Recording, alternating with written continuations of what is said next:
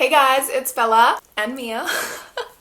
Welcome back to my channel. I hope you're all having an incredible day today. So today we're going to be covering another Mystery Monday case. It's an Australian case and it's probably one of Australia's most notorious cases. And that is the case of Mr. Cruel. He was a masked attacker that preyed on young girls throughout the 80s and 90s, and he still has not been identified to this day. It's believed that he was responsible for a dozen attacks in northeast Melbourne, but he's only officially been linked to 4. Before we get into it, I just want to thank today's sponsor, Audible. You guys know I love Audible. I have been using Audible for yonks now. I love listening to audiobooks. I feel like if it's a fictional one, it just really immerses you into that world and the words, and it just feels so special and real. And my absolute favorite thing to do is listen to non-fictionals when I'm in the car, kind of like a podcast. Currently, I am listening to The Power of Habit by Charles Duhigg, which is all about the science behind habit creation and reformation. I'm also about to start listening to Where the Crawdads Sing because I'm doing like a little book club over on my Instagram, and that's the audiobook I've chosen to listen to. If you guys are interested in joining the book club at all as well, you can head over to my Instagram. I'm going to be posting an IG story or an IG post with all of the details very, very soon. Audible now has a new Plus catalog, which all members have access to. It has thousands of audiobooks, podcasts, Audible originals, guided fitness and meditation programs, and so much more. And members also have 1 free credit every single month toward any title in the bestsellers and new release section, which you get to keep forever. So if you guys are interested in listening to any audiobooks or you're interested in trying Audible out, you can get a free 30-day free trial if you go to audible.com/bellafiore, or if you text bellafiore to 500 500. I will leave all of the information in the description down below, and let's go ahead and get into the case. So as I mentioned, it's believed that Mr. Cruel has been responsible for about a dozen attacks, but he's only officially been linked to 4. The first attack took place on the 22nd of August in 1987 in Lower Plenty, which is around 16 kilometers or 10 miles northeast of the Melbourne CBD. And the names of everybody involved in this particular attack have never been revealed. At around 4 a.m, while everybody in the family was asleep, a masked assailant who was armed with a small handgun and a large hunting knife removed a window pane from the living room and entered the house. He first made his way into the parents' bedroom and he woke them up at gunpoint, just kind of acting like he just wanted some money or their personal belongings, like it was a robbery. He then forced them to roll on their stomachs and he tied their hands and their feet up using this like very specific knot that was commonly used by sailors or those who commonly secured large loads. He then blindfolded and gagged them with some surgical tape that he'd brought himself. He then forced them into their wardrobe and locked them in there. He then made his way across the hall to their young son's bedroom. He blindfolded and gagged him with the same surgical tape and then tied him to his bed. Lastly, he made his way to the bedroom of their 11-year-old daughter. He took her and brought her to the nearby bathroom and began sexually assaulting her. Over the next 2 hours, he took occasional breaks from this assault to wander around and search the house. He was clearly in no rush. He even at one point stopped in the kitchen to make himself some food. He also stole a couple of things from the house. He stole a little bit of money, he stole some jewelry, he stole some classical records. He also stole like a blue coat that had some fake fur trimming.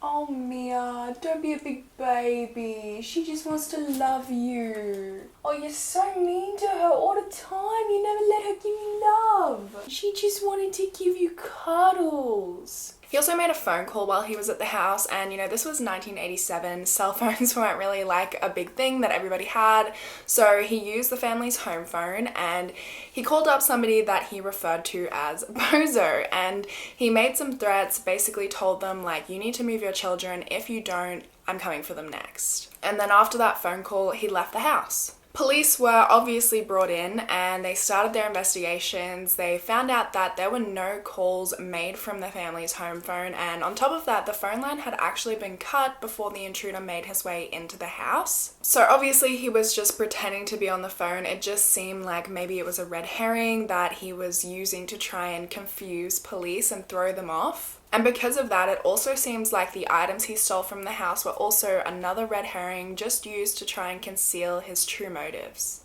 And it becomes clear later on that this is definitely a trend of Mr. Cruel to leave red herrings to try and throw police off. The second attack took place on the 27th of December in 1988 in Ringwood, which was about 20 kilometres or 14 miles east of Melbourne CBD, and also about 20 kilometres from the last attack in Lower Plenty. John and Julie Wills lived on Hillcrest Ave in Ringwood with their 4 daughters, and by 5:30 a.m. that night, everybody was asleep, John and Julie in their master bedroom, and their 4 daughters who slept in bunk beds in one of the other rooms. It was at this time that a man wearing a ski mask and blue overalls broke into the family home through the back door. He went straight to John and Julie's master bedroom, and Julie was woken up to a man standing over her with a gun pointed at her head. Immediately, she began screaming out for her daughters, telling them to run and get out of the house, and the man pushed the gun closer to her head and told her to shut up and stop screaming. He then pointed the gun at John's temple and said, "Are you going to be a hero?" To which John shook his head no. The man then forced John and Julie to get onto their stomachs, and he tied them up again just like he did in his last attack, but this time he tied them up with copper wire. He used a similar knot to the last time, the ones that was predominantly used by sailors. He told them that he wanted all of the money in the house, and John directed him to the bedside table. There was $35 in cash in there, which he took. And he then blindfolded and gagged them with surgical tape and then headed toward the room that the 4 girls were sleeping in. One of the 4 girls was 10-year-old Sharon Wills. She was described as a quiet, well-behaved girl. She was a choir girl with the Victorian Children's Choir and had actually appeared on TV with the choir just weeks prior. She had also been in the newspaper with her parents just before the attack, as well as her mother Julie had saved her from a burning bed. Sharon had woken to her mother screaming, and she saw the masked man walk into the room. He called her by name, so it's possible that he had seen her family in the newspaper or had seen Sharon on TV with her choir. It is believed that Mr. Cruel specifically picked out his victims weeks before his attacks, whether he had seen them getting off a bus stop or had seen them in the newspaper or on the TV. And he would then stalk the family homes, loiter around the family homes for days or weeks before the attacks. He blindfolded and gagged Sharon, picked up a few of her clothing items, and then carried her out into the night. 15 minutes after he left with Sharon, John and Julie managed to cut the copper wire that had been used to tie them up. They immediately ran into their daughter's rooms and realized that Sharon was missing.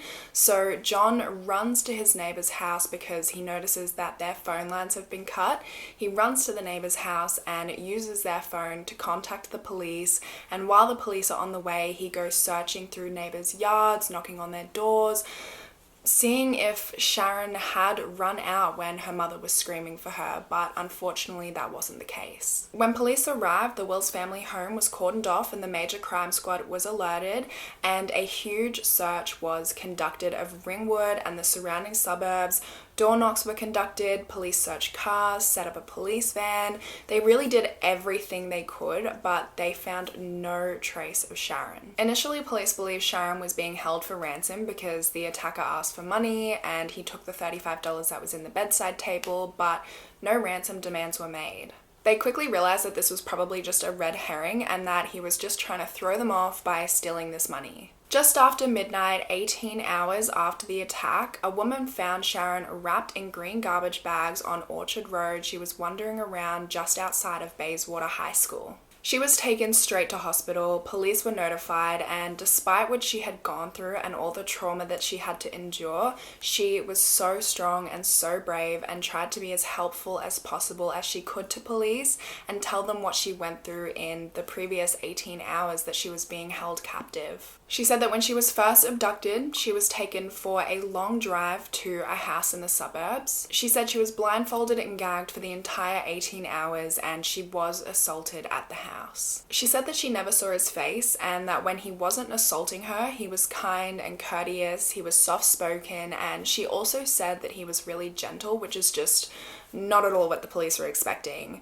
I feel like obviously that is not what you expect the victim or a young girl who was a victim of an abduction and sexual assault to describe her attacker as, and it's also not what you would expect of somebody who is committing such horrible crimes. He apparently fed her a Vegemite sandwich and gave her some milk and some lemonade to drink. And one time while she was alone in the bedroom, she actually very bravely lifted up her blindfold for a second so that she could get a look at the house that she was being held in. When she looked around, the first thing that she noticed was that there was a camera at the end of the bed facing the bed that she was on, so it's assumed the attacker was recording the entire ordeal. She also managed to describe the layout of the bedroom. It had beige or cream carpet, peach-coloured full-length curtains, a double bed with a peach-coloured bedhead, a lamp with an orange base and a yellow and white striped shade, and light-coloured walls and door. There was a black or dark brown blanket over a bookcase or cabinet at one end of the room, and the radio had been playing constantly for the entire 18 hours.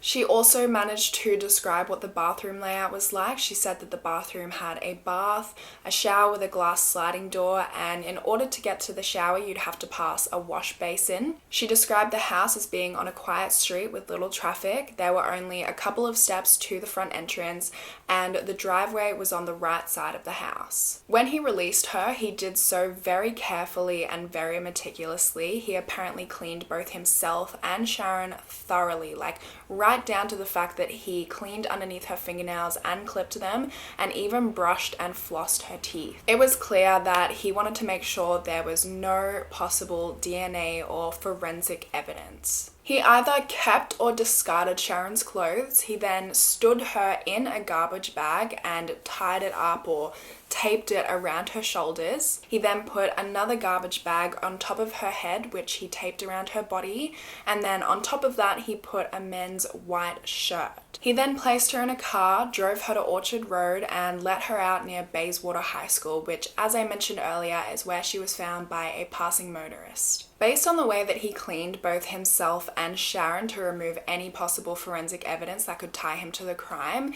it was theorized that this was a man who knew something about forensic evidence. He knew about forensic procedures, he knew what to expect, he knew what he had to clean to avoid being caught, and it was clear that he came very prepared. John Wills did a press conference after Sharon's return, just basically saying that he was so grateful for Sharon's return, he was grateful for the police and their hard work, and he was grateful for the woman that found Sharon. Mr. Wills was grateful to all who assisted in the search for his daughter.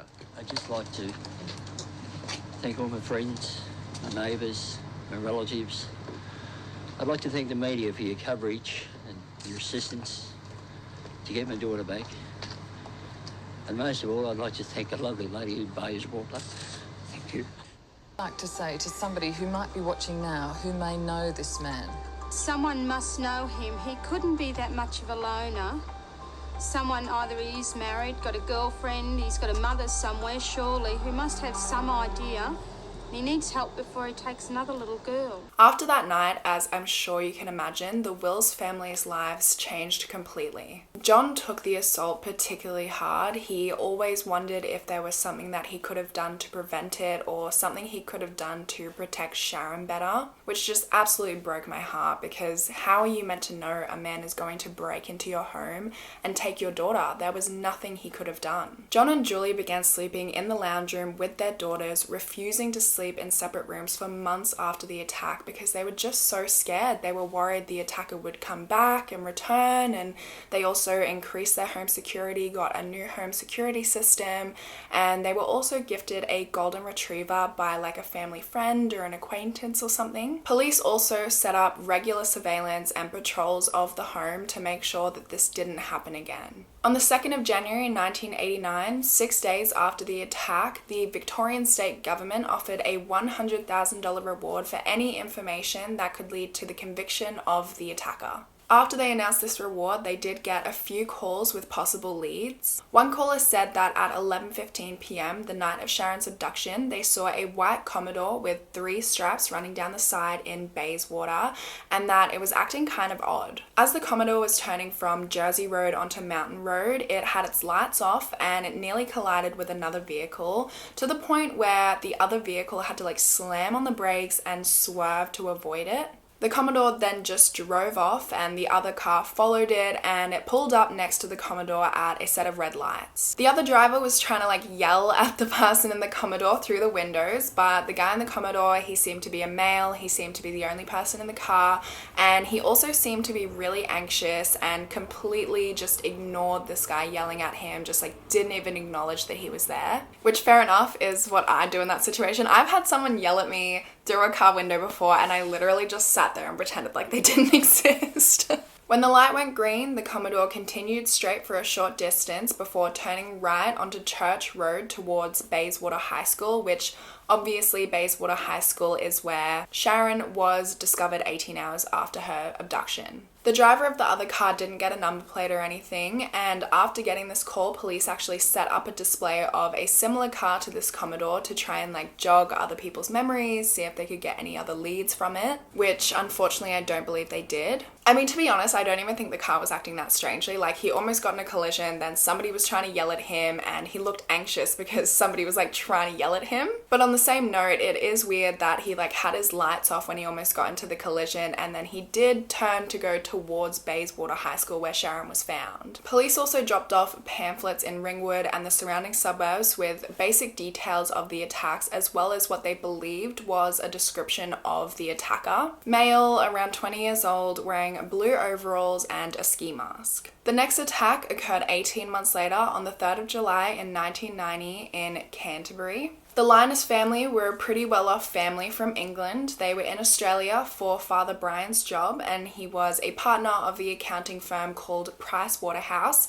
and he was on secondment to work from the Melbourne office for a while. They were actually just days away from moving back to England. Their bags were packed, he was done with work, they were ready to go. During their time in Melbourne, they had been renting a house on Monomeath Avenue, which is a very affluent street. Most of the houses on the street at the time were over $1 million. And $1 million in 1990 is worth about $2 million today. Many high-ranking Australian politicians and high-ranking public officials also lived on the street. It was very well-to-do. So on the night of the 3rd of July, Brian and Rosemary were out at a farewell dinner that was being held for them by some friends, and while they were out at dinner, their two daughters, 13-year-old Nicola and 15-year-old Fiona, were at home alone. By 11:40 p.m, the two girls were asleep, and a man in a black balaclava and dark clothes entered the house through a back window, armed with a handgun and a knife. He made his way into the girls' bedrooms and threatened them, said if they didn't cooperate that he would harm them. He then tied 15-year-old Fiona up and told her, "Tell your father that I want $25,000.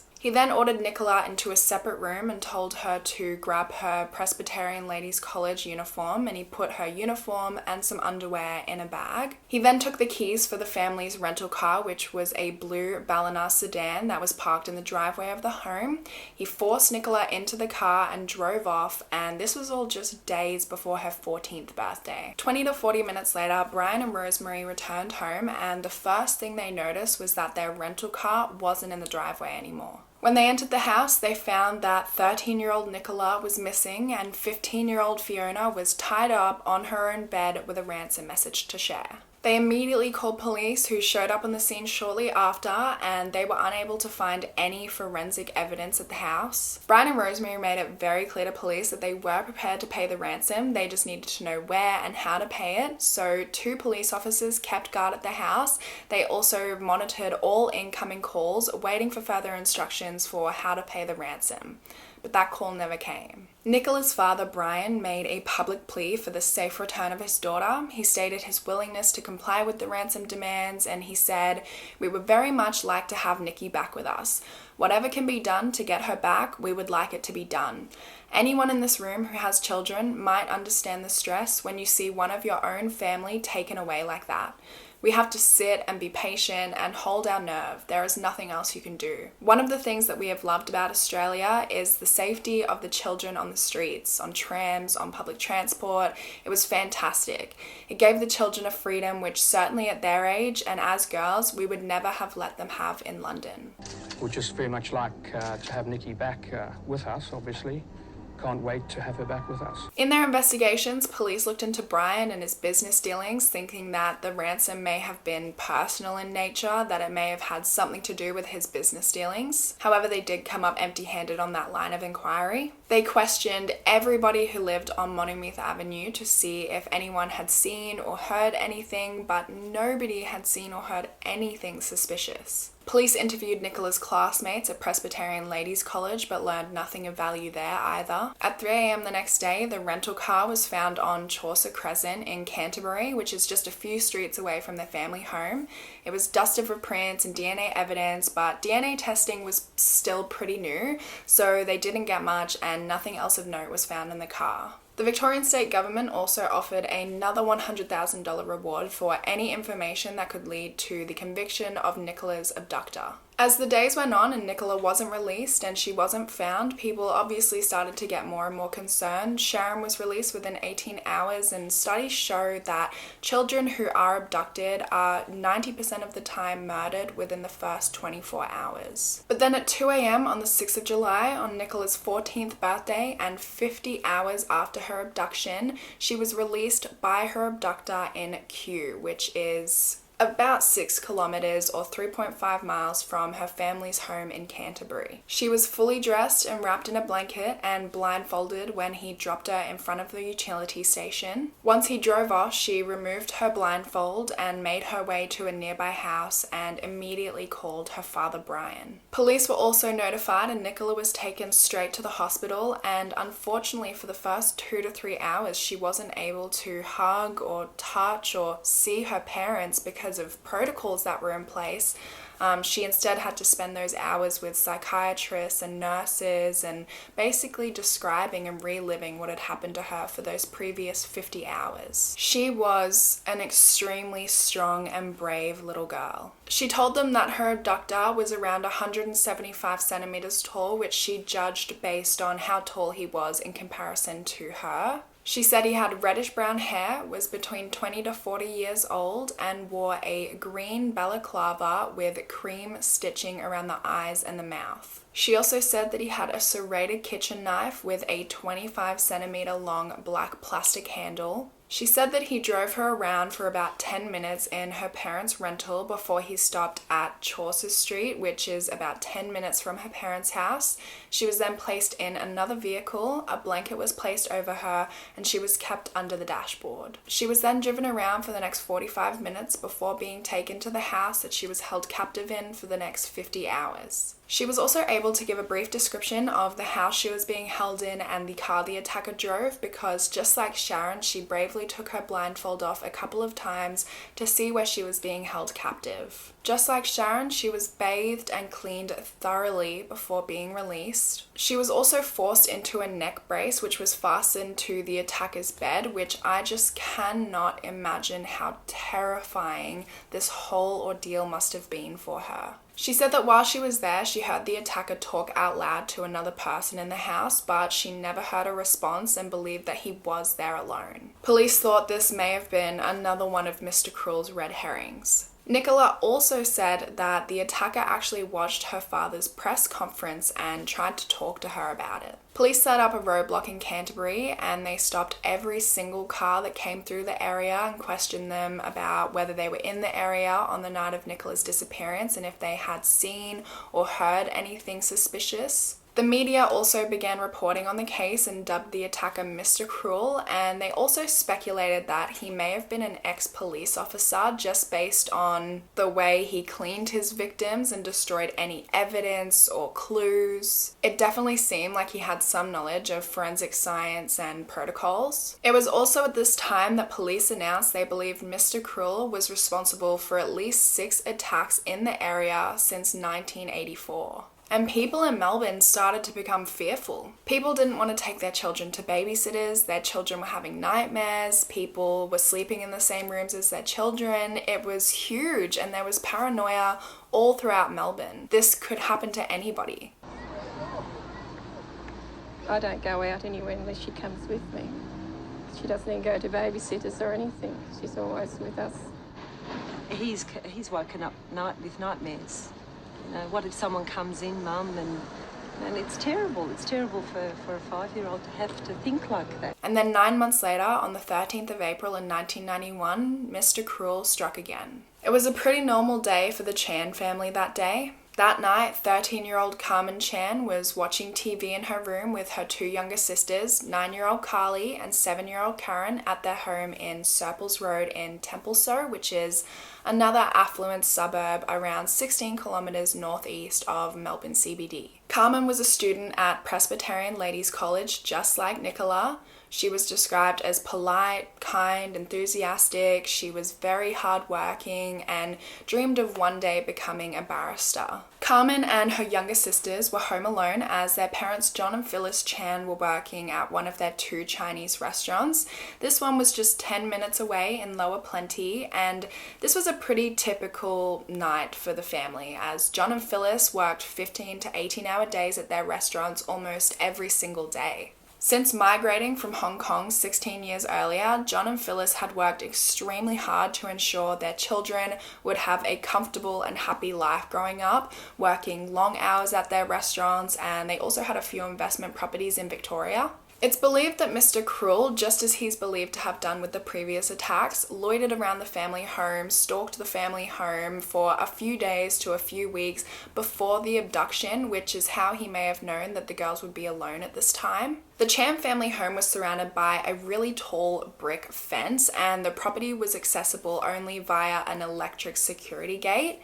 At around 9 a.m, Mr. Cruel tampered with the security gate to gain access to the property. Upon entry, he spray painted one of the Chan's cars that was parked in the driveway. He wrote "Payback, more to come, an Asian drug deal." It's believed he then got inside the house through an unlocked door or window as there were no signs of forced entry. By the time he got inside, Carmen and Carly were in the kitchen because they were going to make themselves something to eat for dinner, and this is where they were confronted by a man in a green-grey tracksuit and a balaclava. He told them that he wasn't going to hurt them, he just wanted money, and he forced them back into Carmen's bedroom where they found Karen, who was curled up hiding behind the bedroom door. He forced the 2 younger girls, Karen and Carly, into the bedroom closet and pushed the bed in front of it to lock them inside, and then he left with Carmen at around 9:30 p.m. 15 minutes later, Karen and Carly managed to get out of the closet. Carly immediately called her father John and told him that a man with a knife had abducted Carmen. He rushed home, he searched the house top to bottom, but unfortunately Carmen wasn't there. He called the police and immediately they made the connection between Carmen's abduction and Mr. Cruel's previous attacks. Police dispatched everybody who was available, including a police helicopter and sniffer dogs. One dog picked up a scent and followed it north to Church Road, where it abruptly ended. And Church Road was super close to the Chan family home as they lived on the corner of Serpils and Church Road.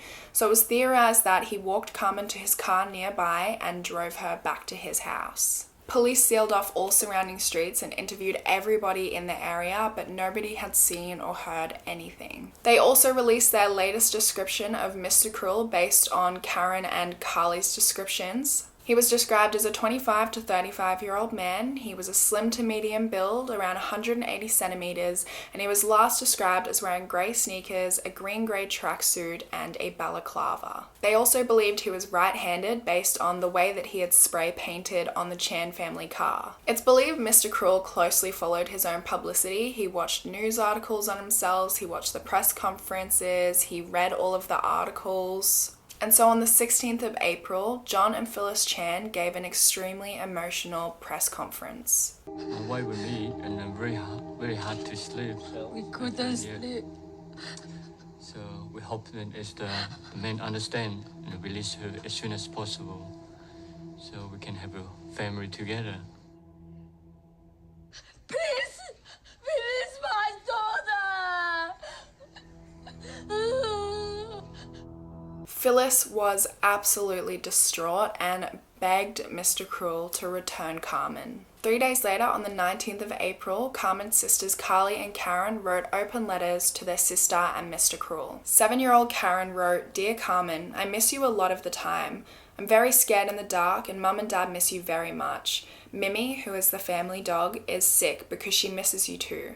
Love from Karen. 9-year-old Carly wrote, "Whoever has my sister, I would like her back because then she can help me with my homework and also take good care of my little sister and me. Carmen, I wake up all the time. I need you, Carmen. Please bring Carmen back. Carmen, Mum, Dad, Karen and I are waiting for you.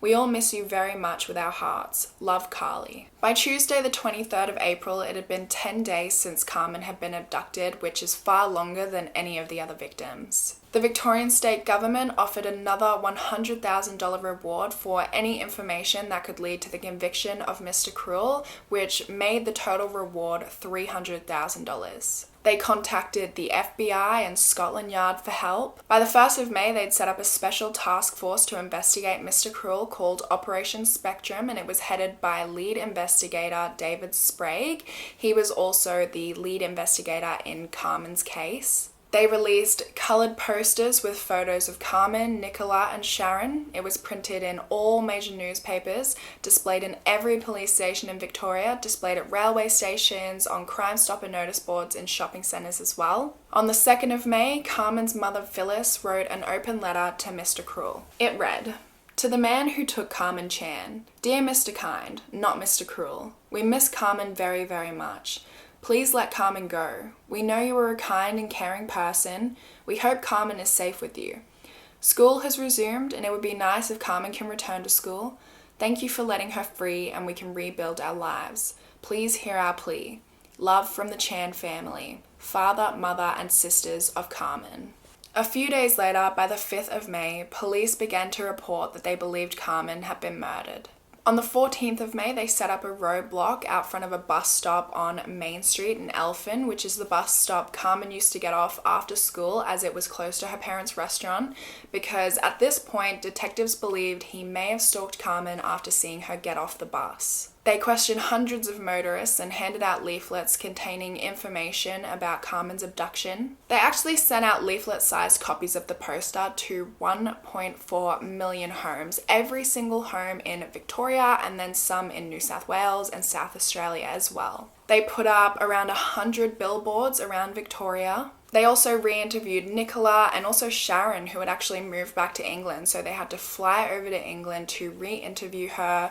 It had been a few months since both of their attacks, so they were hoping that they may have remembered some new information. Sharon told them that while she was being held captive, she heard loud, low-flying planes overhead. And this was actually something that Nicola had also told them previously. So because of this, police believed that Mr. Cruel's home, or the place that he took his victims, was under a direct flight path and was in close proximity to Tullamarine Airport. So because of that, they went and checked out 30,000 houses in 15 different northern suburbs, trying to match them to the descriptions of the house given by Nicola and Sharon. Phyllis also wrote another open letter to Mr. Cruel. It read, "I beg you to release my daughter Carmen immediately. I'm longing for her safe return every minute of the day. I love her very, very much. I'm willing to offer my life in exchange for Carmen's release. Carmen's sisters Karen and Carly miss her very, very much.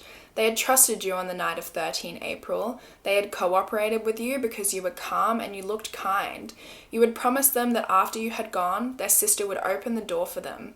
You have broken your promise. They were very upset. They blamed themselves for trusting you and did not help Carmen. They feel very, very guilty now. Karen's birthday is at the end of May and Carly's birthday is in June. Both girls say they want nothing but Carmen for their birthday present. Please send Carmen back home immediately.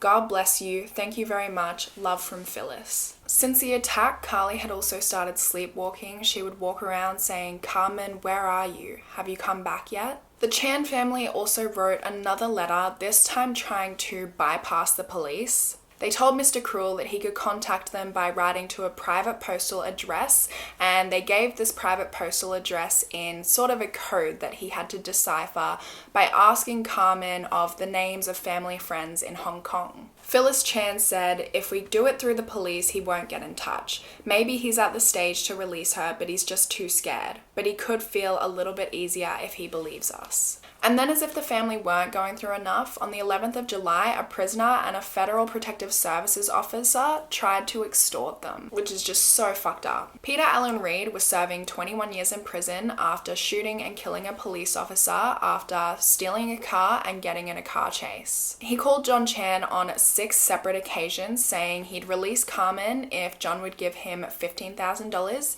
He offered to kill both John and Carmen if he didn't get the money. So John agreed to pay, Peter gave him a drop site and got Officer Vince DePaula to go to the drop site to collect the money. But when Vince got there, there was no money. Police knew about the extortion. John had told them, and they put a trace on his phone after the first extortion call, so they ended up arresting both men. I mean, I guess Vince was arrested and Peter Reed was already in jail.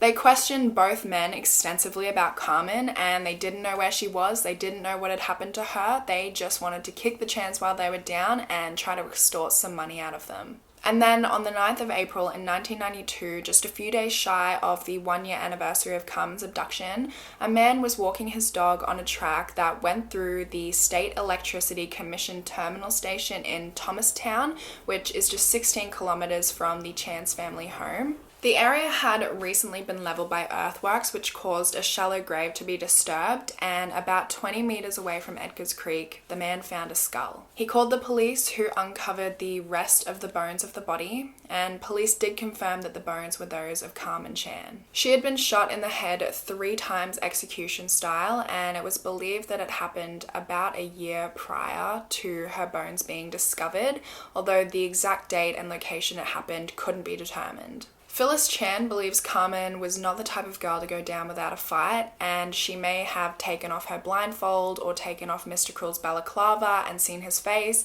and for that reason he felt that he had to kill her. This was obviously a massive jump from his previous attacks. He started off not even abducting the girls, then he started returning the girls, and now he has murdered a girl, and police don't believe the murder was planned. They believe he may have suffered from stress, anxiety, depression, and severe remorse following the murder, so they actually sent a letter to every single one of Victoria's 10,000 registered doctors, basically asking them to consider breaking doctor-patient confidentiality and telling them if there was anybody that they were kind of suspicious of. They also sent these doctors a description of Mr. Cruel, the crimes, and some other general information. It was a super controversial move actually because, he's not just gonna roll in there and be like, yeah, I'm really depressed because I just killed a girl, I'm Mr. Cruel. So doctors, they would literally be going off oh yeah, this guy came to me at around the time of the murders, he was stressed and he was 180 centimeters tall, just like you reckon Mr. Cruel is. But many doctors actually did respond to the letter, and police said they did receive some useful information, but that's as much as I could find out about that. Task Force Spectrum actually also looked into John Chan. Because of the writing on the car saying payback, an Asian drug deal, they explored the possibility that John was involved in some sort of underground drug dealings and that maybe Mr. Cruel wasn't involved at all, and this was actually some sort of vendetta against John. And not only just because of the writing on the car, but also because of the execution style murder, and because of the fact that Mr. Cruel hadn't previously murdered any of his victims. John swears he had nothing to do with it, that he works from 8 a.m. till midnight almost every single day and wouldn't have any time to be involved in drug dealings anyway. I swear I do nothing wrong. And I've been here 15 years, all way in business. I start 7 o'clock, 8 o'clock in the morning and finish midnight. So I work hard, I know a good opportunity to Australia. There was no evidence to link him to the murder, and Task Force Spectrum did exhaust this line of inquiry, but it has never been fully excluded. Though some officers from the task force do believe that this line of inquiry wasn't looked into enough. In January of 1993, police released sketches of the bedroom and the bathroom of Mr. Cruel's house drawn by one of the victims in the hopes that somebody would recognize it and contact police. But he could have changed the interior, the furniture, he could have moved, and the house may not have even been his house. Police did receive around 1,400 calls from the public after this was released, and every single line of inquiry was looked into, but all were eliminated. In June of 1993, Task Force Spectrum was scaled down from 40 officers to 10, and it was eventually disbanded by January of 1994. It was actually the largest task force in Victorian state history up until that point. 27,000 people were interviewed, 10,800 leads were investigated, 910,000 kilometers or 565,000 miles were traveled investigating those leads, 30,000 houses were searched, and the investigation cost about $3.8 million. The decision to disband the task force was supported by Phyllis. She said that the police were amazing, they did everything that they could, but they just couldn't figure out who Mr. Cruel was. Carmen's murder took a huge toll on Phyllis, as I'm sure you can imagine. Her and John ended up getting a divorce because of the strain from all of the press conferences, from just dealing with a daughter who has been abducted and murdered. After the divorce, Phyllis went through some pretty big financial difficulties. She lost her house, her car, and she just held on to her restaurant. One night in early 1995, Phyllis returned home at around 12:30 a.m. after a 16-hour workday, and as she was carrying some things from her car into her house, she was bashed on the back of the head with a wooden object. She was then bashed in the head several more times before the attacker took off with the money that she had on her. She required surgery, 60 stitches, and was in the hospital for over a week, and it turns out the attacker was actually an ex-employee. In 2016, on the 25th anniversary of Carmen's abduction, the Victorian state government announced a $1 million reward for any information that would lead to the conviction of her killer. After Carmen's abduction, there were no other crimes that were linked to Mr. Cruel in Victoria. It is a theory that he didn't want to kill Carmen, but she took her blindfold off or took his balaclava off and saw who he was, and so he felt like he had to kill her, and that scared him into stopping his crime spree altogether. Some also theorize that he became ill and actually died because offenders like that, it's like an addiction and they normally don't stop until they get caught. They think they're above the law, they think they've gotten away with it, so they're better than investigators, and they just keep going. Another theory is that he moved to another state or even another country and continued his crime spree. From state to state, even within Australia, there was no centralized data bank or universal system to share information about cases or that sort of thing. It's super unfortunate, but it means that he could have moved to another state and continued his crime spree, and because there is no database to pick it up, there's no centralized database, it was just never discovered. I just feel like with such a high profile case, everyone in Australia knew about this case, so I feel like if he went over to WA and continued his crime spree, they would have picked up on the MO from what they would have seen on TV and in the news. Before Joseph James D'Angelo was caught in 2018, and he is the Golden State Killer or East Area Rapist, one of the most literal, vile human beings to ever walk this earth. I actually want to vomit thinking about him. And his photo from when he was caught is actually revolting. It's disgusting. But before they caught him, some people believed that Mr. Cruel was the Golden State Killer who would come to Australia to continue his crime spree. At one point in the case, police had 76 suspects. To this day, there are still 7 suspects who had the propensity to commit this sort of crime, who had committed similar crimes in the past and have never been ruled out. The prime suspect was a former Melbourne University lecturer named Brian Enkler. This is the guy that David Sprague, the man who was the head of the task force and the lead investigator on Carmen Chan's case, believed was their guy. He was jailed for 10 years in the 70s after pleading guilty to tying up and attacking 6 girls at knife point over a 2-year period. His house was actually raided after Carmen Chan's disappearance, and in his attic they found a balaclava and a knife, and Mr. Cruel was known to wear a balaclava and use a knife. You destroyed their lives. So you say. You do admit that you're the prime suspect, though. Well, I know I am because I told them. There was no forensic evidence to tie him to the case, no witnesses, he denies it, and they've never been able to prove that he had anything to do with it. And the worst part of it is that police actually lost a lot of forensic evidence in this case. They had taken things like tape and wire and taken DNA swabs from previous attacks, and it got lost. And so as DNA testing became more advanced, they weren't able to utilize it because so much of the forensic evidence was lost. Although Mr. Cruel has never been identified, this case did force change in the Victorian state government justice system. Back in those times, and this is so incredibly unbelievable to me, but owning child pornography or possessing child pornography wasn't illegal. It became illegal because of this case. Stalking and sex offenders loitering in school areas became a crime because of this case. And Task Force Spectrum did arrest 75 sex offenders during their 3-year course, even if they weren't Mr. Cruel. But that is all of the information that I have for this case. I would love to discuss your thoughts and opinions in the comments down below. What theory do you guys believe? Do you believe that he intended to kill Carmen? Do you believe that Mr. Cruel was responsible for Carmen's death? And why do you think he stopped? Do you think he became ill? Do you think he moved? Do you think Carmen's death scared him into stopping? I would love to hear your thoughts and opinions in the comments down below. Thanks for watching, and as always, I hope you have an incredible day. Bye guys!